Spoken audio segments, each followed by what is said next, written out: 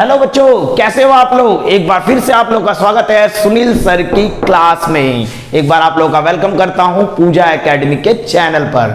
बच्चों, आज बहुत ही बढ़िया लेक्चर लेकर आया हूं क्लास 11 से और बहुत ही इंपॉर्टेंट लेक्चर होने वाला है हमारा।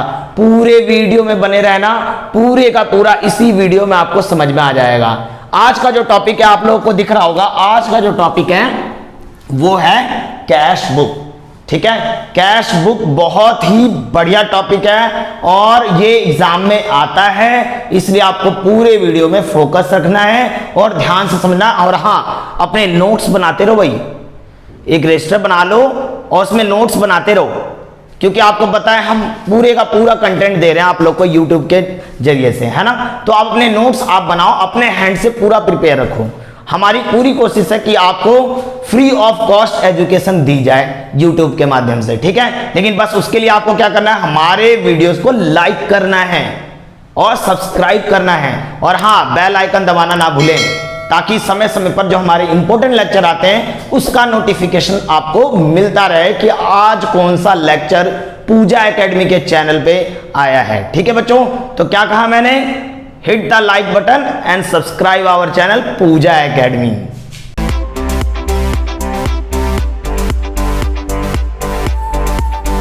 तो बच्चों चलते हैं टॉपिक पे। टॉपिक है आज हमारा कैश बुक। भाई एक सिंपल सा एक फंडा बताता हूं। आप लोग कई दुकानों पे जाते हैं, वहां ये लिखा रहता है नगद वाले डिस्को, उधार वाले खिसको।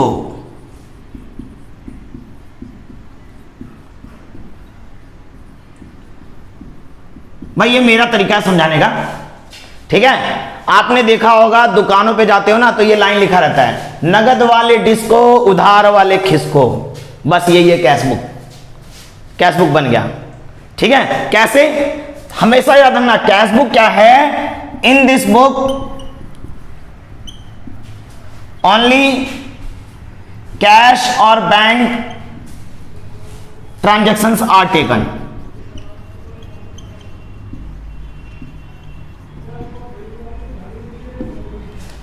समझ में आ रही बात। यानी आपको ये इस लाइन से ये समझ में आ रहा है कि इस बुक में ना भैया सिर्फ नगद वाली एंट्री होगी। आपने बिजनेस के अंदर जितने भी नगद में ट्रांजैक्शन किए होंगे, नगद में किसी को पेमेंट की होगी, नगद किसी से मिला होगा, सामान आपने नगद में बेचा होगा, खरीदा होगा, नगद नगद नगद नगद नगद नारायण, ये याद रखना है। सिर्फ उसकी एंट्री होगी और उधार वालों को खिसका देना है। उधार वालों की एंट्री इस बुक में नहीं होगी, इसलिए मैंने ये लाइन लिखी है नगद वाले डिस्को और उधार वाले खिसको। समझ में आ रही बात। कैश बुक याद रखना यही होता है, यही फंडा है हमारा, ठीक है। अभी मैं बना के दिखाऊंगा, ये नहीं इतना बनाने को बताऊंगा, धीरे धीरे अच्छे तरीके से समझाने की कोशिश करूंगा। हमेशा हमारा बेस्ट एफर्ट लगाने की कोशिश रहती है ताकि आपको बढ़िया से समझ में आ जाए। तो याद रखना नगद वाले डिस्को, उधार वाले खिसको। उधार वाले की एंट्री कोई करनी ही नहीं है इस बुक के अंदर, यानी no entry is taken in this book, no credit transactions, no credit transactions. Credit transactions का मतलब उधार में जितने भी लेन देन किए गए हैं बिजनेस के अंदर, no credit transaction is taken in this book, यानी इस बुक में उसकी कोई एंट्री नहीं ली जाएगी। आपको यह ध्यान रखना है। जैसे आपने किसी को माल बेचा, वो भी उधार में बेचा, या कोई असर्ट्स बेचा, वो भी उधार में बेचा, उसने बोला बाद में पैसे दूंगा, नहीं लेंगे एंट्री, उसकी एंट्री नहीं करेंगे इसके अंदर। हाँ, यदि आपने कोई सामान बेचा, बदले में आपको पैसा मिला या चेक मिला, ठीक है ना, तब उसकी एंट्री हम कैश बुक में करेंगे। आई होप आपको इतना सा फंडा समझ में आ गया होगा। अब मैं इसको समझा रहा हूं कि इसको किस तरह से बनाया जाता है, इसका फॉर्मेट कैसे होता है और किस तरीके से हम इसको रिप्रेजेंट करते हैं। आपको पता है कि अकाउंटेंसी एक सिस्टमेटिकल मेथड होता है। जितने भी बिजनेस के ट्रांजैक्शन होते हैं उनको सिस्टमेटिकल तरीके से दिखाने का एक तरीका होता है अकाउंटेंसी, ठीक है। तो अब वो हम सिस्टमेटिक तरीका समझेंगे कि आखिर जब हम कैश बुक बनाते हैं तो कैसे कैसे बनाया जाता है, ठीक है। तो चलते हैं हम आगे। सबसे पहले आते हैं बच्चों, आपको बेसिकली कैश बुक के दो टाइप्स पढ़ने हैं, types of cash book. 11th class के अंदर ये दो ही टाइप आपको पढ़ने हैं। वैसे हमने जब पढ़ाई की थी ना तो तीन बुक पढ़ते थे हम, लेकिन अभी जो न्यू सिलेबस आया उसमें दो ही टाइप है। एक होता है हमारा single column cash book, single column cash book, दूसरा होता है double column cash book, double column cash book. ठीक है, मैं तुम्हारी नॉलेज के लिए बता दूं कि पहले जो था ट्रिपल कॉलम कैश बुक भी था। नॉलेज तो ले लेनी चाहिए भाई, जहां से नॉलेज मिले ले लो। ठीक है, एक हमारा पेटी कैश बुक भी होता है, वो अलग टॉपिक है, पेटी कैश बुक भी होता है। लेकिन अभी हम जो कवर करेंगे वो ये वाला कवर करेंगे जो कि आपके सिलेबस में है। ठीक है, ट्रिपल कॉलम भी होता था, अभी नहीं है आपके सिलेबस में, न्यू सिलेबस में नहीं है, पहले ये होते थे। ठीक है, तो आपको यहां पे सिंगल कॉलम और डबल कॉलम, जिसमें से डबल कॉलम तो एग्जाम में आता ही आता है, ये आता ही आता है। इस पे लगा रहा हूं मेरा वाला स्टार, आपको पता है स्टार लगा दिया ना, आएगा, ये ध्यान रखना। समझ वाली बात? तो डबल कॉलम वाले में से आता ही है, आपको ये ध्यान रखना है। ठीक है, लेकिन एक बात बताओ, हम डायरेक्ट डबल तो नहीं पढ़ पाएंगे ना, कोई चीजें हमें सीखने के लिए, कोई बड़ी चीज सीखने के लिए पहले छोटे छोटे स्टेप चलने पड़ते हैं। तो पहले हम single column cash book cover करेंगे इस वीडियो के अंदर। ठीक है, नेक्स्ट वीडियो में डबल कॉलम कैश बुक बनाएंगे, सीखेंगे। ठीक है, तो आज मैं सिंगल कॉलम कैश बुक आप लोग को समझाने वाला हूं कि सिंगल कॉलम कैश बुक में क्या होता है। सबसे पहली बात, जब हम सिंगल कॉलम कैश बुक बनाते हैं ना, देखो नाम ही लिखा हुआ है single column cash book. Single column का मतलब क्या हुआ कि एक ही कॉलम बनेगा, किसका? कैश का। ठीक है, कैश का कॉलम बनेगा इसके अंदर।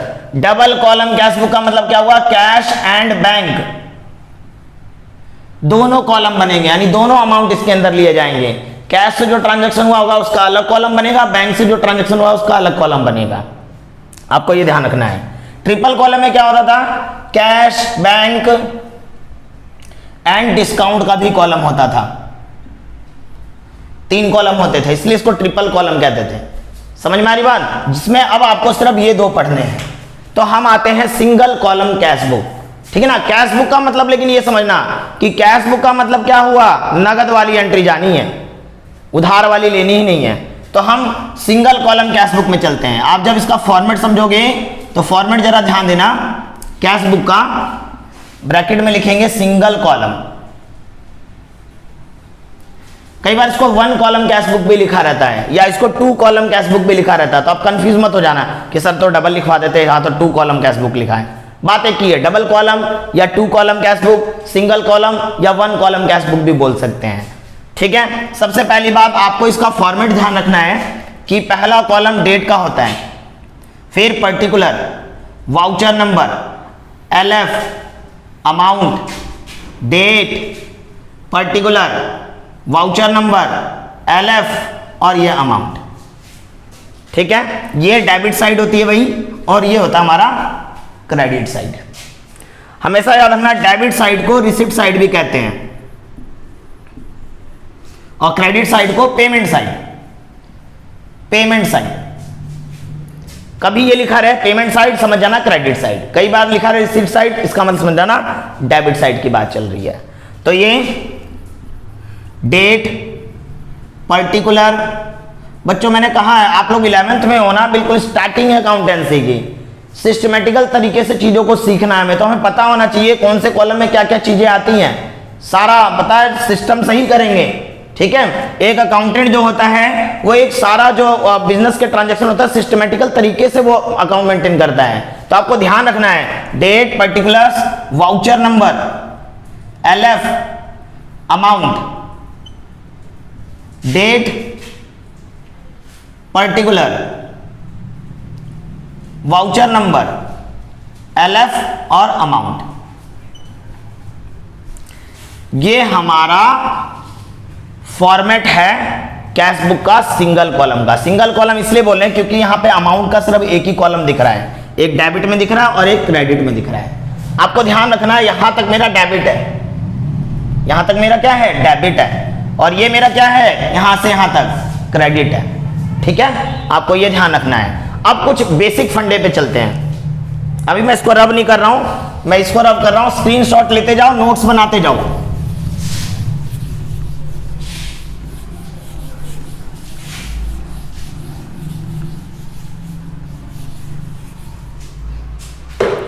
देखो आपको ना एक सिंपल सा समझना, आपको मुनीम बन जाना है। मुनीम साहब होते थे ना, पुराने जमाने में दिखते थे, मुनीम साहब बैठे होते थे, रोकड़ा आता था, लिख देते थे, है ना। मुनीम बनना है, पैसा आया ना लिखना है, पैसा गया ना लिखना है, ये ध्यान रखना, ठीक है। पुरानी फिल्मों के देखोगे ना, पुरानी फिल्में देखोगे तो एक ऐसा चश्मा लगा के मुनीम जी बैठे रहते हैं फिल्मों के अंदर। उसमें आता है हीरो, माँ बीमार होती है, कंगन लेके आता है माँ के गिरवी रखने के लिए कि मुनीम साहब माँ बीमार है, कंगन ले लो। तो वो मुनीम ऐसे ऐसे करके बोलता भैया इसके तो 5 ही रुपये मिलेंगे, 10 ही रुपये मिलेंगे, है ना। फिर वो रख के 10 रुपये दे देता है, फिर हीरो ले जाता है पैसे, फिर इलाज कराता है, फिर बहुत मेहनत करके वो माँ के कंगन छुड़ाता है ना। ध्यान रखना, तो मुनीम बनना है यानी पैसे का लेन देन हो रहा होगा, ठीक है। तो आपको ध्यान रखना है कि जब आप कैश बुक बनाते हो ना, कैश बुक का जो डेबिट साइड होता है और क्रेडिट साइड जो होता है, ठीक है, जब जब आपको लगे पैसा आ रहा है, बिजनेस के अंदर पैसा आ रहा है, जब जब आपको ये पता लगे ना बिजनेस में आ रहा है भैया पैसा, ठीक है ना, आ रहा होगा, इसका मतलब बढ़ रहा होगा कैश बुक, हमारा कैश बढ़ रहा होगा बिजनेस का, तो उसको डेबिट साइड में लिखना है, यानी इसलिए इसको रिसीप्ट बोलते हैं, ठीक है। यानी जब जब पैसा आएगा इधर एंट्री करनी है आपको, और जब जब पैसा जाएगा, देखो पेमेंट है, जा रहा होगा, यानी पैसा जा रहा होगा तो बिजनेस में से पैसा कम हो रहा होगा, तो किधर लिखना है आपको, पेमेंट साइड में। बस ये सिंपल सा फंडा आपको याद रखना है, बहुत आसान है भाई, बहुत आसान, ठीक है। आपको बस देखना है पैसा आया इधर एंट्री कर दो, पैसा गया उधर एंट्री कर दो, बस यही है और कुछ नहीं है, ठीक है। जैसे कुछ एग्जांपल लेते हैं, तो स्टार्टिंग कैसे करते हैं, कुछ पॉइंट समझा रहा हूं बच्चों, उस पॉइंट को ध्यान देना, ये पॉइंट बहुत काम की चीज है। कुछ चीजें बता रहा हूं, balance BD, balance BD, balance CD,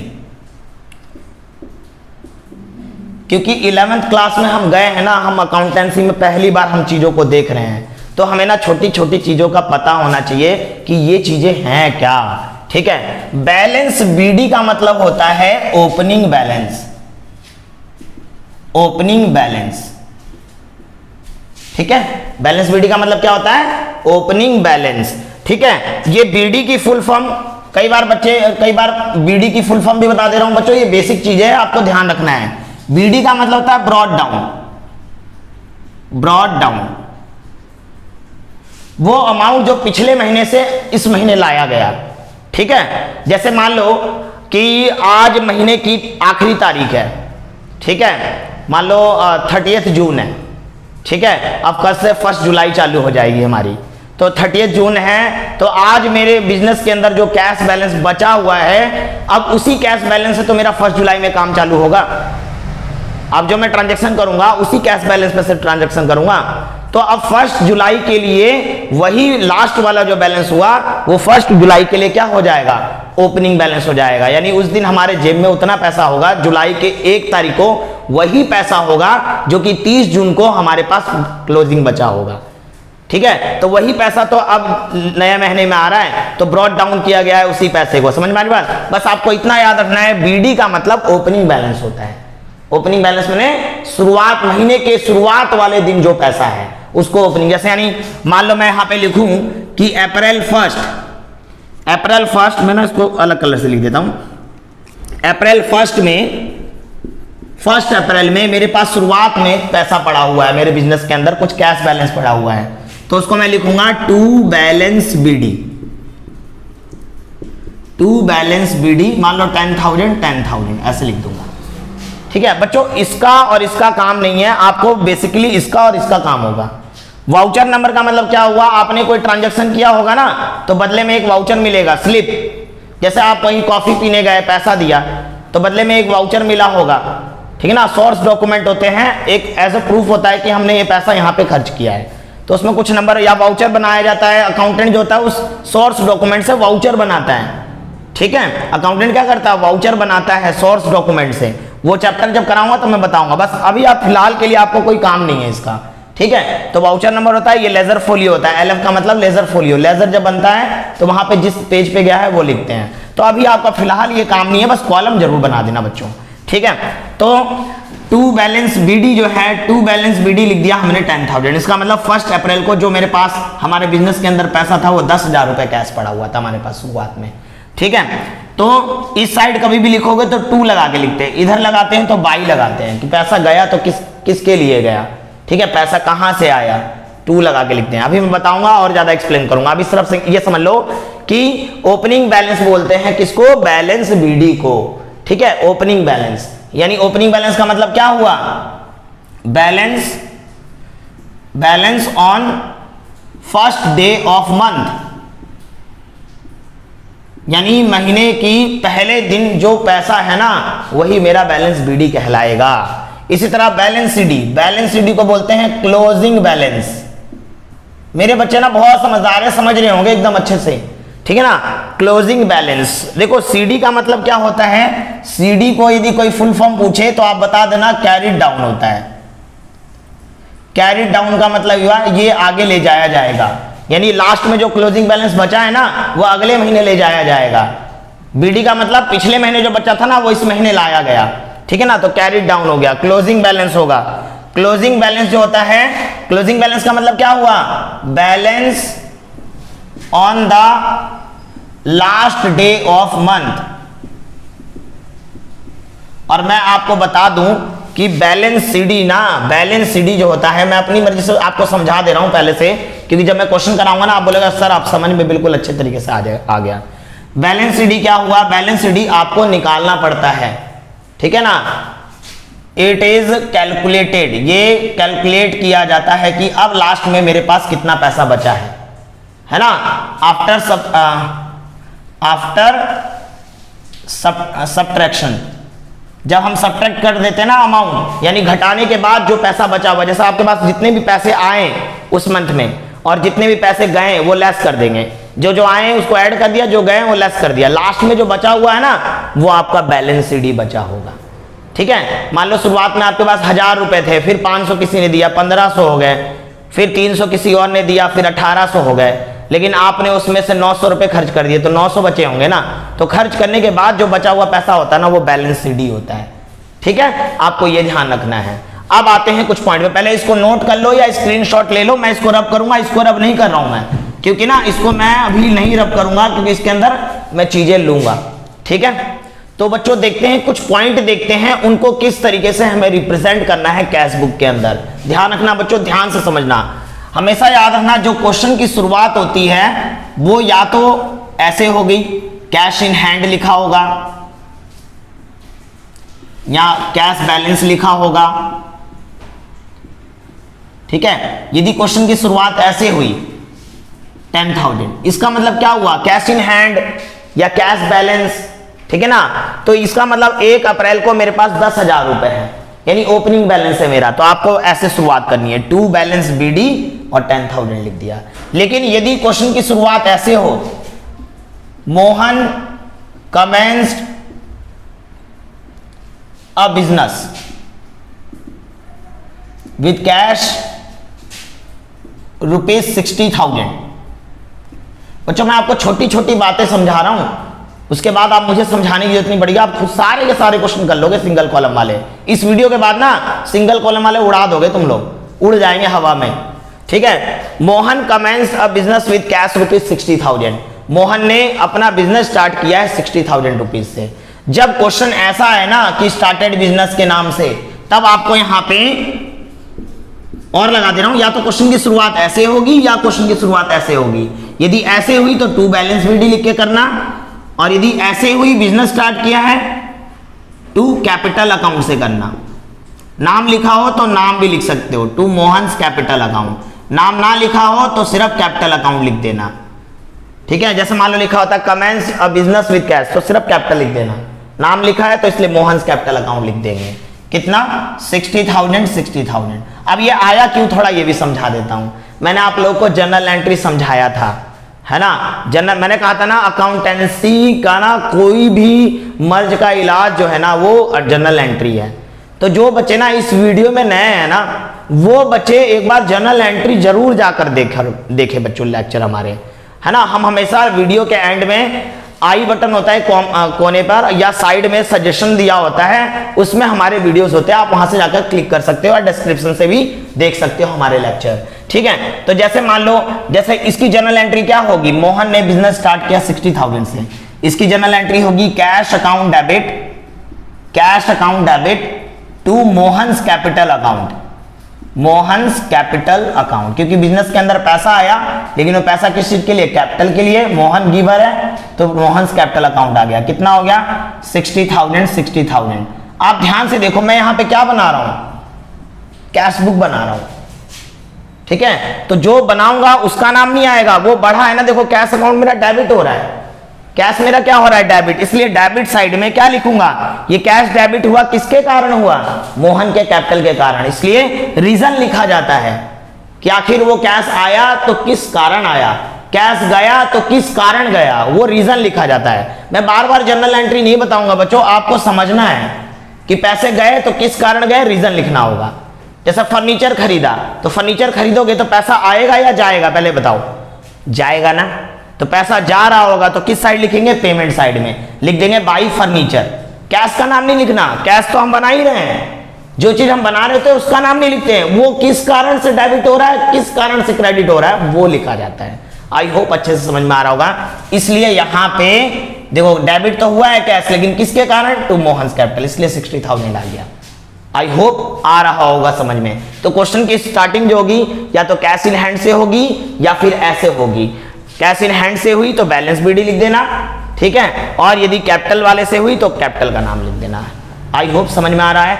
आगे चलते हैं, आगे कुछ पॉइंट और ले लेते हैं, जरा इसी बात को समझते हैं, फिर एक क्वेश्चन लेते हैं, क्वेश्चन लेकर और जल्दी समझ में आ जाएगा हमें, ठीक है। फिर जैसे मान लो एक और ले लेता हूं मैं कि अप्रैल 3 को मान लो मैं लिखा हुआ है परचेज फर्नीचर फॉर ₹5,000।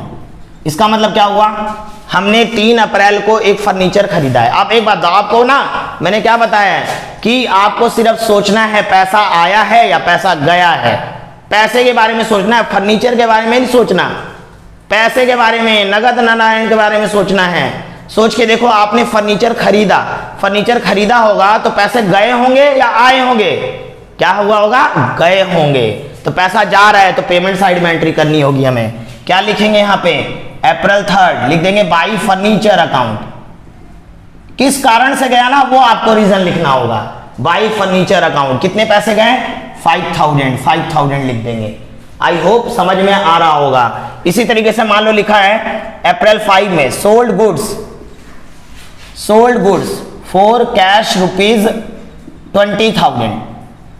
हमने गुड्स सोल्ड किया 20,000 में, सामान बेच दिया, वो भी नगद में बेचा है। थोड़ा कॉमन सेंस लगाओ, आप माल बेच रहे होगे तो आपके पास पैसा आ रहा होगा या पैसा जा रहा होगा, आ रहा होगा ना, तो किधर लिखना होगा, रिसिप्ट साइड में। बस इतना सा तो सोचना है यार, पैसा आ रहा है या पैसा जा रहा है, पैसा आ रहा है तो डेबिट में लिख दो, पैसा जा रहा है तो क्रेडिट में लिख दो।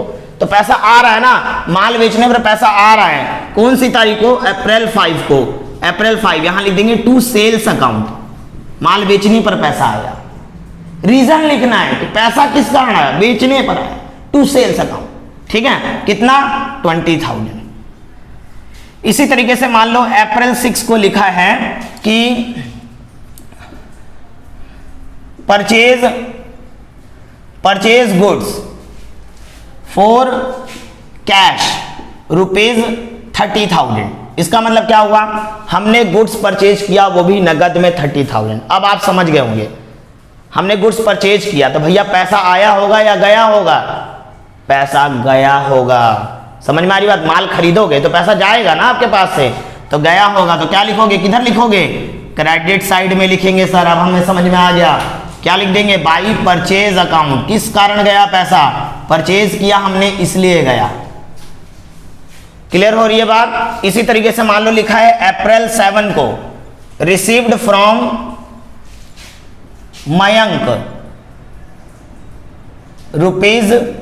₹5,000। इसका मतलब क्या हुआ, रिसीव्ड फ्रॉम मयंक, मयंक से हमें पैसा मिला है। रिसीव्ड वर्ड लिखा आ जाए तो समझ आना हमें मिला है। तो हमें मयंक से क्या हुआ है, पैसा मिला है। तो मयंक से पैसा मिला है तो रिसिप्ट साइड में डालूं या पेमेंट साइड में? आवाज आ रही है, रिसिप्ट साइड में पैसा आया होगा हमारे पास। क्या लिख देंगे, अप्रैल 7 डाल देंगे यहाँ पे और लिख देंगे टू मयंक। पैसा आया कितना, 5000 लिख देंगे। आई होप समझ में आ रहा है। इसी तरीके से मान लो लिखा हुआ है अप्रैल 8 में paid to Pinky, paid to Pinky, Pinky को हमने पैसे दिए 3000 रुपए। हमने क्या किया, पिंकी को पैसा दिया है 3000 रुपए। तो हमारे पास तो पैसा गया होगा ना, पेड का मतलब गया है मेरे पास से। क्या लिखेंगे हम, बाई पिंकी, और क्या लिख देंगे 3000। बहुत बढ़िया सर, समझ में आ गया हमें। ठीक है, बस पैसा आया इधर लिखो, पैसा गया उधर लिखो, जिस कारण आया वो लिख दो, जिस कारण से गया उसे लिख दो, इतनी सी बात है ना। इसी तरीके से अब देखो कुछ चीजें और ध्यान रखना। कई बार क्या होता है ना कि एग्जाम में आपसे मजे ले लिए जाएंगे। कैसे मजे ले लेते हैं टीचर, बताता हूं। अब जैसे लिखा है कि अप्रैल 9 में sold goods to Raghav worth ₹3000। Sold goods to Raghav worth ₹3000। हमने गुड्स बेचा है किसको, राघव को। कभी भी नाम लिखा आ जाए और कैश ना लिखा रहे, इसका मतलब क्या है, ये क्रेडिट सेल है, क्रेडिट सेल है, उधार वाला है। तो क्रेडिट सेल है जब ये, तो आपको पता है नगद वाले डिस्को, उधार वाले खिसको। तो ये मेरा उधार वाली एंट्री है, यानी ये एंट्री कैश बुक में नहीं जाएगी। क्यों नहीं जा रही है, समझ गए होंगे। इसीलिए मैंने पहली लाइन ये लिखी थी, नगद वाले डिस्को, उधार वाले खिसको। तो उधार वाली एंट्री आपको नहीं लेनी है, क्योंकि ये अदर्स बुक में जाएगी, कैश बुक में नहीं जाएगी। ये नगद आया ही नहीं भैया, तो कैसे चली जाएगी, बस आपको ये ध्यान रखना है। तो क्रेडिट सेल कैसे समझ गए ना। इसी तरीके से और ले लेता हूं एक और समझाने के लिए। अप्रैल 10 में लिखा है, मान लो परचेज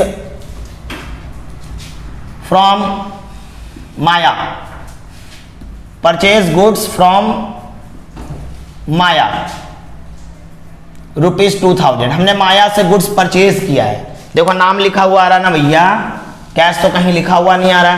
इसका मतलब मेरा क्या हो गया, ये हमारा क्रेडिट परचेज है, यानी क्रेडिट ट्रांजैक्शन है। तो ये भी एंट्री हमारी नहीं जाएगी। समझ में आ गई बात। सिर्फ नगद वाली एंट्री जाएगी, नगद में खरीदा होगा तो जाएगी, नगद में बेचा होगा तो जाएगी, नगद में कोई भी काम किया होगा तो जाएगी। जैसे मान लो लिखा है मैंने पेड कमीशन, इसका मतलब क्या हुआ, हमने किसी को कमीशन दिया है 1000। पेड लिखा गया ना, हमने चुकाया है क्या, कमीशन। तो पैसा आया होगा या गया होगा, सर गया होगा। गया होगा तो किधर लिखेंगे हम, क्रेडिट साइड में। क्या लिख देंगे, by commission account, by commission account. समझ में आ रही बात। कितना 1000, तो 1000 लिख देंगे, अप्रैल 12 डाल देंगे। आई होप अच्छे से समझ में आ रहा होगा। अब मैं एक क्वेश्चन लेता हूं बच्चों और उसको पूरा करके बताता हूं, ठीक है। चलते हैं आगे। तो चलो बच्चों एक क्वेश्चन देख लेते हैं। आप लोगों को क्वेश्चन स्क्रीन पे दिख रहा होगा, मैं इसको यहाँ सॉल्व करके दिखाता हूँ बच्चों। मैं ये चाहता हूँ कि जितना मैंने समझाया ना, एक क्वेश्चन लेकर उसको बढ़िया से आपको क्लियर कर दूं आज के आज ही, ठीक है। तो सबसे पहले यहाँ पे आपको दिख रहा होगा क्वेश्चन के अंदर, prepare simple column cash book, simple cash book from the following transaction of mister Gopal of Delhi. Mister Gopal जो कि दिल्ली का है, उसका सिंपल कॉलम कैश बुक बनाना है हमें। इसको सिंगल कॉलम भी बोलते हैं, सिंपल कॉलम भी बोलते हैं, सिंपल कैश बुक भी कहते हैं। 2017 अप्रैल 1 को mister Ram Gopal commenced business with cash. Mister Ram Gopal ने अपना बिजनेस स्टार्ट किया, वो भी कैश से। मैंने आपको कहा था क्वेश्चन की शुरुआत cash in hand, cash balance या फिर कमेंस्ड बिजनेस से होगी। तो कमेंस्ड बिजनेस से हो रही है यहाँ पे, तो आपको पता है क्या लिखोगे, to Ram Gopal's capital account, capital account. क्या अमाउंट ले लेंगे, 80,000, 80,000। अप्रैल 1 है, अप्रैल 1 डाल देंगे। आगे, he bought goods for cash, उसने गुड्स परचेज किया है वो भी कैश में। एक बात बताओ, गुड्स परचेज किया है कैश में तो पैसे गए होंगे। क्या लिखेंगे हम यहाँ पे, अप्रैल 3 में बाई परचेज अकाउंट। आपको पता है गुड्स का नाम लिखा होता है ना, सेल करते तो सेल्स अकाउंट से लिखाते हैं, परचेज करते तो परचेज अकाउंट से लिखाते हैं। 50,000। Okay, sold goods for cash, उसने गुड्स सोल्ड भी किया है वो भी कैश में, तो माल बेचा है कैश में तो पैसे आए होंगे, क्या लिखेंगे हम यहाँ पे, टू सेल्स अकाउंट। मैंने टॉपिक समझा दिया था अच्छे से, यहाँ डेबिट में क्यों आ रहा है आपको समझ में आ रहा होगा। अप्रैल 5, ठीक है। उसके बाद अप्रैल 6 में क्या हुआ, received cash from mister Manohar Lal, हमें एक कैश रिसीव हुआ है किससे, मिस्टर मनोहर लाल से, तो पैसा मिला है, कहां लिख देंगे यहाँ पे, टू मिस्टर मनोहर लाल, मनोहर लाल से पैसा मिला है हमें 3,600 डाल देंगे। अप्रैल 6 है ये। अप्रैल 9 को लिखा है पेड इनटू बैंक, पैसा बैंक में डाल दिया, तो पैसे तो चले गए होंगे ना, क्या लिख देंगे हम, बाई बैंक अकाउंट, पैसा हमारा चला गया, कहां गया, बैंक में, तो बाई बैंक अकाउंट लिख देंगे, कितने से, 30,000। ये कौन सा है, अप्रैल 9 में है। Paid cash to Hari Kishan, हमने पैसा पेमेंट किया किसको, हरि किशन को, पैसा पेमेंट किया तो पैसे गए होंगे हमारे पास से, क्या लिख देंगे हम, बाई हरि किशन, हरि कृष्ण, कितना, 2,150। ओके, आगे सोल्ड गुड्स फॉर कैश, हमने गुड्स सोल्ड किया है वो भी कैश में, तो पैसा आया होगा, माल बेचा पैसा आया होगा, टू सेल्स अकाउंट 15,000 लिख देंगे। कितना आसान है बच्चों, बस हमें फंडा पता होना चाहिए कि क्या होना है, पैसा आ रहा है कि पैसा जा रहा है, बस ये सोचना है आपको। पेड फॉर स्टेशनरी, पैसा गया हमारे पास से, हमने स्टेशनरी के लिए पैसा पेमेंट किया है, तो बाई स्टेशनरी अकाउंट लिख देंगे, कितना, 150। फिर paid for office furniture, office furniture के लिए पैसा पे किया है, तो पैसा गया होगा, बाई ऑफिस फर्नीचर लिख देंगे, office furniture, office furniture account, कितना हो गया मेरा, 1,850। उसके बाद आते हैं received from mister Kailash Chand, पैसा मिला है मिस्टर कैलाश चंद से अप्रैल 21 को, टू मिस्टर कैलाश चंद लिख देंगे, कैलाश चंद, कैलाश चंद लिख देंगे, कितना, 6,800। ओके, पेड फॉर एडवर्टाइजिंग, हमने एडवर्टाइजिंग के लिए पेमेंट की है, बाई एडवर्टाइजिंग, आपके पास से पैसा गया होगा 900। फिर वो लिखा है परचेज पोस्टेज स्टैम्प्स, हमने पोस्टेज स्टैम्प्स खरीदा है, तो पैसे गए होंगे, ये 22 था बच्चों, ये 25 है, by postage stamps, postage stamps 80 rupees. फिर लिखा है पेड रेंट, रेंट में पैसा गया होगा, बाई रेंट, कितना, 1,000। इसी तरीके से अप्रैल 30 में लिखा है पेड इलेक्ट्रिसिटी चार्ज, तो इलेक्ट्रिसिटी चार्ज पे करने में भी पैसा गया होगा, टू इलेक्ट्रिसिटी चार्ज अकाउंट। तो कितना आसान था ना आसान, क्या करना था, पैसा आया डेबिट में डाल दिया, पैसा गया क्रेडिट में डाल दिया। हाँ, इस क्वेश्चन में लेकिन एक चीज ये नहीं आया कि उधार वाला ट्रांजैक्शन नहीं था, लेकिन मैं आप लोग को होमवर्क दूंगा ना, तो उसमें उधार वाला होगा, आपको ध्यान रखना होगा कि क्रेडिट ट्रांजैक्शन वाली एंट्री लेनी नहीं होगी, उसको लेना मत, ऐसा नहीं कि उसकी भी एंट्री कर दो, जब लेना ही नहीं है तो उसको एंट्री को अवॉइड करेंगे, उसका रीजन लिख देंगे नीचे नोट में कि ये क्रेडिट ट्रांजैक्शन है, so it is not taken in cash book, ठीक ना, it is a credit transaction so not taken in the cash book, ऐसे नोट में लिख देते हैं नीचे, लेकिन ऐसा कुछ है नहीं, इस क्वेश्चन में नहीं था। ठीक है, अब हम इसका बैलेंस निकालेंगे कि अब लास्ट में हमारे पास बैलेंस कितना बचा हुआ है। मैं थोड़ा इसको और खींच देता हूं। आप हमेशा याद रखना बच्चों, जब भी आप टोटल करते हो ना, तो अमाउंट वाले में थोड़ी सी यहां पे नीचे जगह छोड़ दिया करो, 2 से 3 लाइन जगह छोड़ा करो जरूर।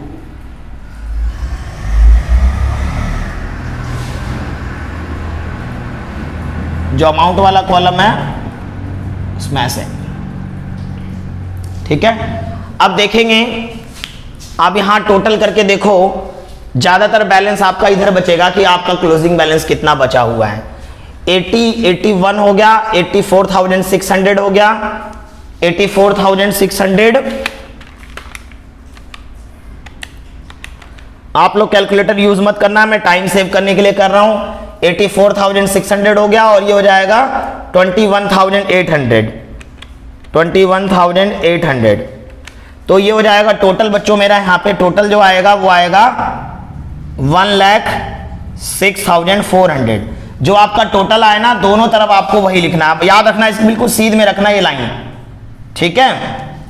लाइन बिल्कुल सीधा होना चाहिए, कॉपी में आपको दिख जाएगा, सिस्टमेटिक तरीका होना चाहिए भाई। तो आपको टोटल लिख देना और ये जो बैलेंस ये जो है ये आपको सब्ट्रैक्ट कर देना है, क्योंकि इधर का बैलेंस कम दिख रहा होगा, इधर का सम टोटल ज्यादा है और इधर का सम क्या है हमारा कम है। तो जिस तरफ कम होता है उस तरफ हमारा बैलेंस सीडी निकलेगा, यानी सब्ट्रैक्ट करके जो भी अमाउंट निकलता है ना वो बैलेंस सीडी निकलता है कि लास्ट में हमारे पास कितना बिजनेस के अंदर कैश बैलेंस है। तो मैं 1,06,400 में से इनको प्लस करके माइनस कर दूंगा, यानी ये 80 हो गया, 82,300 हो गया, ये यहां तक 82,300 यहां तक का सम हो गया। और ये हो जाएगा मेरा 2,750 प्लस में 2,750 प्लस ये हो जाएगा मेरा 1,000 प्लस 80 और 150, 230 हो गया, 230। तो इसका टोटल आ रहा है, इन सब का टोटल जो आ रहा है, मैं ऐसा लाइन ऐसे बना के दिखाऊं यहाँ पे 86,280 आ रहा है टोटल, ठीक है। तो 86,280 जो है 280 आ रहा है, वो इसमें से लेस कर दूंगा मैं 1,06,400 में से लेस कर दूंगा। तो मेरा आंसर आ जाएगा 20,000। मैं इसको अलग कलर से लिख देता हूं ताकि आपको ये पता रहे कि ये मैं माइनस करके मैंने अमाउंट निकाला है। कितना आंसर आ गया मेरा 20,120 आंसर आएगा। ये लिख देंगे हम बाई बैलेंस सीडी, यानी लास्ट में मंथ के एंड में, यानी अप्रैल 30 में हमारा बैलेंस कितना बचा हुआ है हमारे बिजनेस के अंदर कैश का 20,120। तो आपको ओवरऑल ये समझ में आया कि जब जब पैसे मिलेंगे इधर एंट्री करनी है, पैसे जा रहे होंगे इधर एंट्री करनी है, और एंड ऑफ द मंथ आपको बैलेंस निकालना है कि अब आपके बिजनेस के अंदर कितना कैश बैलेंस बचा है। तो बैलेंस सीडी क्यों लिखते हैं, समझ में आ रही है बात? मैंने लिखवाया था बैलेंस सीडी मतलब क्लोजिंग बैलेंस, यानी एंड में कितना बैलेंस बचा है। तो ये कैसे पता लगेगा? जिस तरफ का टोटल ज्यादा हो दोनों तरफ लिख दो, जिस तरफ का टोटल कम हो वो माइनस कर दो, बचा हुआ जो बैलेंस होगा वो हमारा बैलेंस सीडी होगा। आई होप बच्चों ये वीडियो आपके लिए बहुत ही हेल्पफुल रहेगा और आपको अच्छा लगा होगा। और याद रखना अभी सिंगल कॉलम है ना, इसका अपर लेवल डबल कॉलम है। नेक्स्ट लेक्चर में मैं आप लोगों को क्या कराऊंगा, डबल कॉलम कैश बुक कराऊंगा। तो हमारे वीडियो में बने रहना, हमारे चैनल को सब्सक्राइब जरूर करो ताकि आपको कंटेंट मिलते रहे समय समय पर।